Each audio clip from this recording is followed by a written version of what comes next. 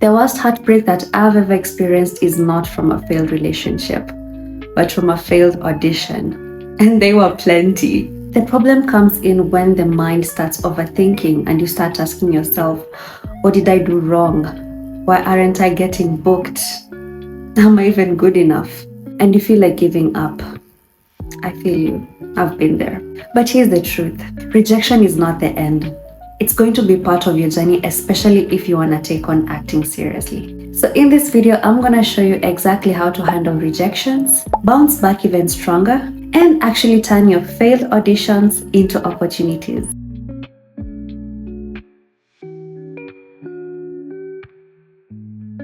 If you're new here, welcome. My name is Joan and I am a professional actress and a commercial model. And this is part 6 of my 15-part series where I share with you a step-by-step guide on how you can start and build your acting career this year with no drama school, no training, no agent, and no connections. In the last video, we talked about how to master auditions and how to audition like a pro. I've linked it down in the description if you missed it. And today we are going to talk about what to do when things don't go your way. Because let's be real, we all face rejections at some point in our life. So grab your pen and notebook and let's get into it. Auditions are so overwhelming, guys. At any stage of your career, whether you're starting out or you're an advanced, it's still very tough. Even the best of the best award-winning actors have failed auditions multiple times, but they would have never gotten to where they are if they let the failed auditions or the rejections to dictate their lives or their careers. They became the best simply because they never gave up. So it's very normal to get rejected. And what people don't see is that there are levels to this. You audition the first time, whether it's online or physically, and if you do well, you get shortlisted and you get a callback, and then maybe a second or third or fourth time. And imagine doing all of this, getting shortlisted, getting callbacks again and again, and making it up to the final round and still not getting the job. Whew, that rejection hits hard. But here's what I'm learning. If you manage to get shortlisted and get a callback or even get into the final round, chances are you are someone that they are looking for. You nailed like 90% of what they wanted. You show that you are capable of handling the role. And that's not a failure. That's a win that they didn't give you credit for. So if this has happened to you before, my heart goes out to you, but I want to tell you that I am so proud of you. You are amazing and we'll get through this together. Now, there's so many reasons as to why we get rejections or we fail auditions. Here are some of the reasons. Number 1, professional or casting reasons. Sometimes it's not about talent. Maybe you didn't fit the look, either the age, the height, the body type. You didn't fit the chemistry or the family look, or maybe the client preferred something different.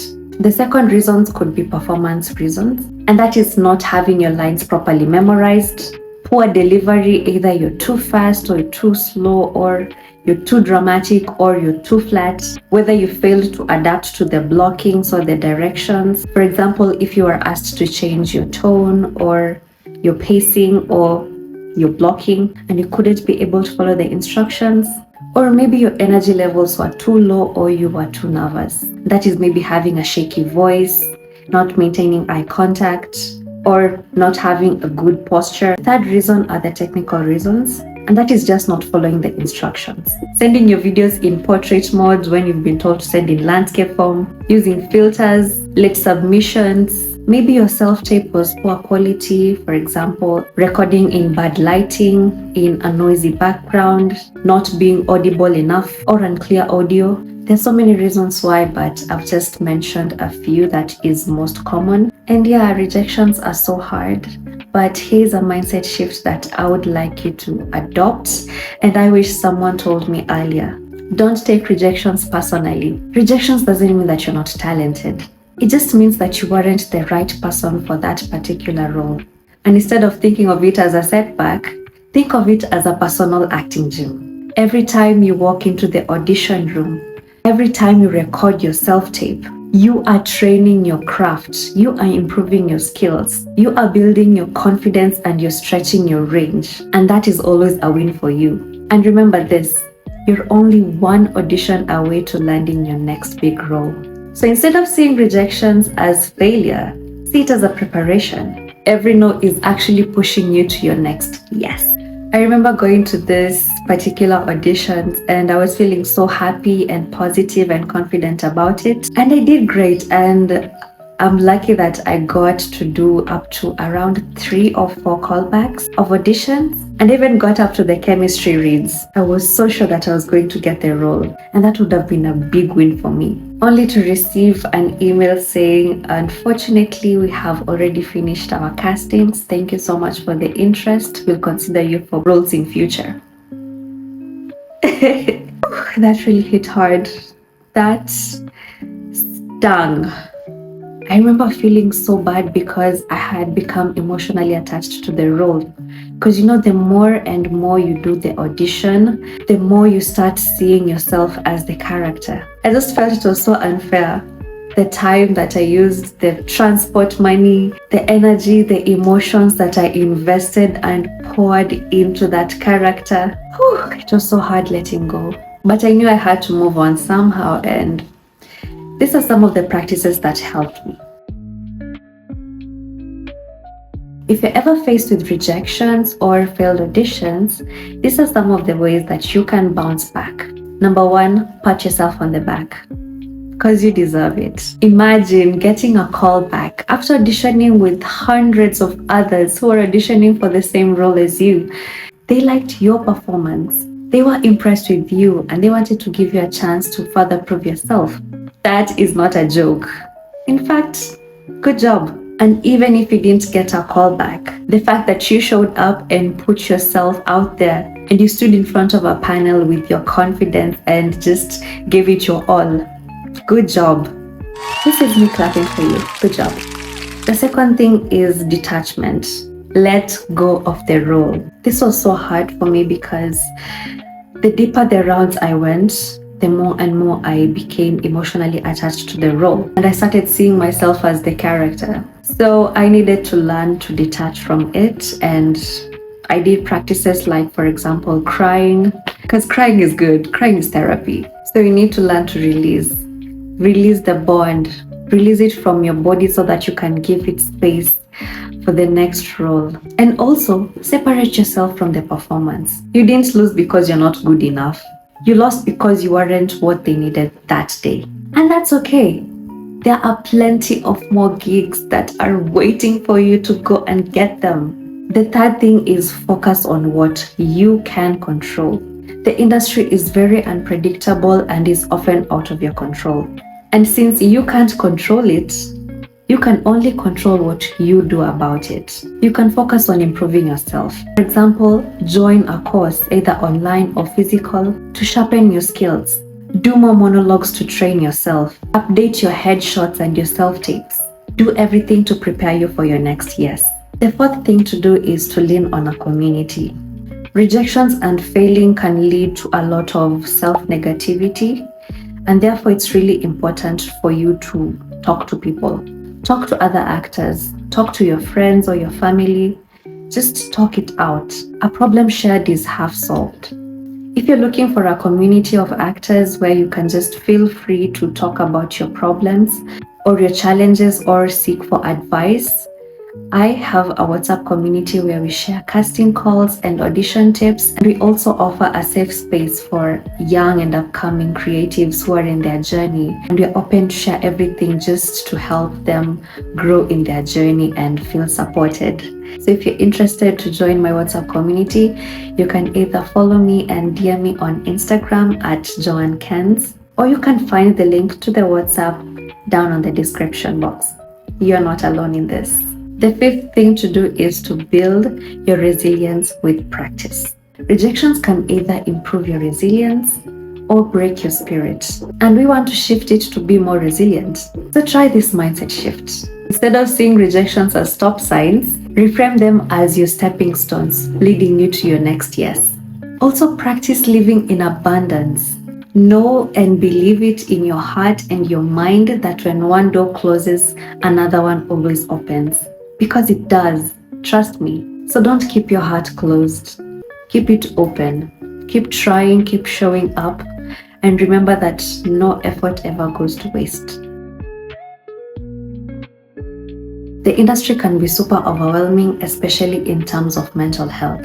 Most actors and creatives experience depression and anxiety because the industry can be too demanding. Whether it's pressures coming from seeing your peers getting booked while you've stayed months without getting any gig, or whether it is the social media pressure that demands you to always look and appear perfect, appear as though everything is always working out for you, or whether it's the financial struggles and the debts that actors and creatives face because of the long dry seasons, long periods of not having booked gigs, and all of this can be so overwhelming. So sometimes you just need to remove your presence and your energy and allow your body and your mind to just detox and get away from all of these pressures, because this is too much.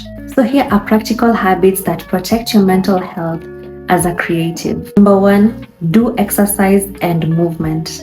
Go to the gym, do yoga, join a dancing group or join a sports group.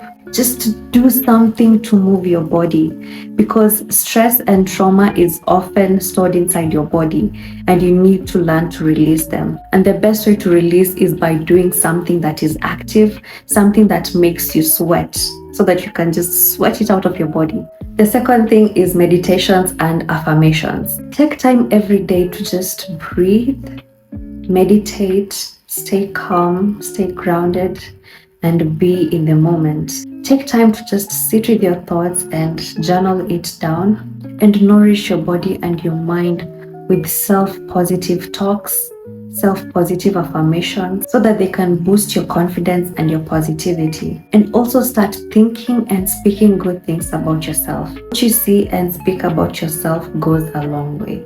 So why not make it positive? The third thing is find hobbies outside your acting career.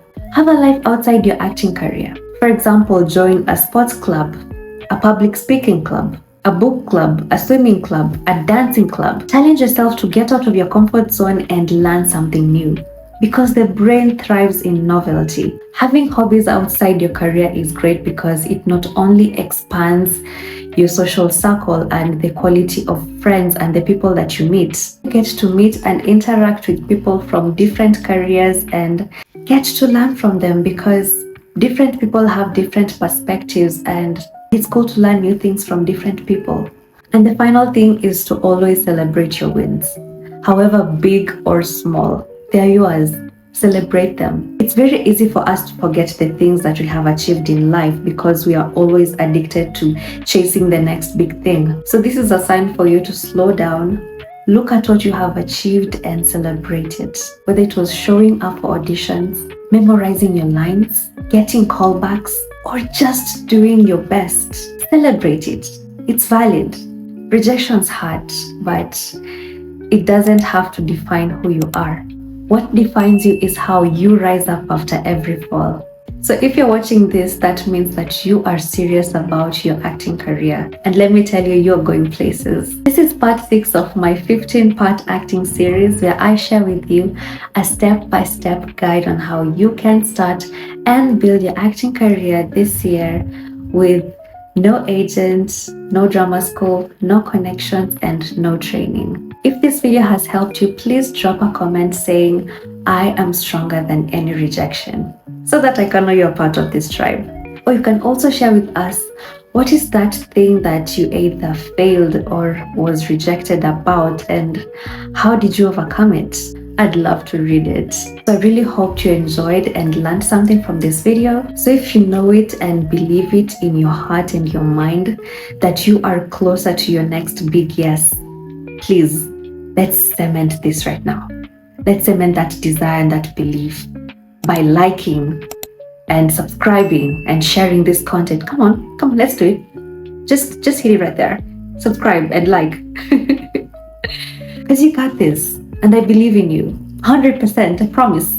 Also, you can feel free to join my WhatsApp casting community, where we share casting calls and audition tips. If you'd like to join, you can either follow me and DM me on Instagram at Joan Kens, or you can find it linked down below in the description box. And also make sure to watch last week's video where we talked about how you can master auditions. And I'll see you in this next video right up here, where I'm gonna share with you how to turn those extra roles into bigger roles. So I'll see you here.